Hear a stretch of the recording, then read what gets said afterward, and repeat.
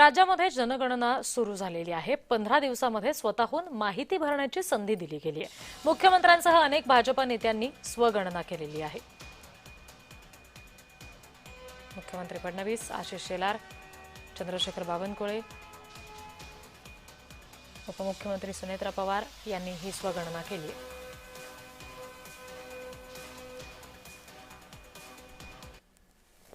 ही 8वी जनगणना आहे आणि ही जनगणना डिजिटल स्वरूपात होणार आहे। सर्वप्रथम सरकारने जनतेला स्वगणनेचा पर्याय दिलेला आहे आणि तुम्हा सर्वांना आजपासून आपली स्वगणना करून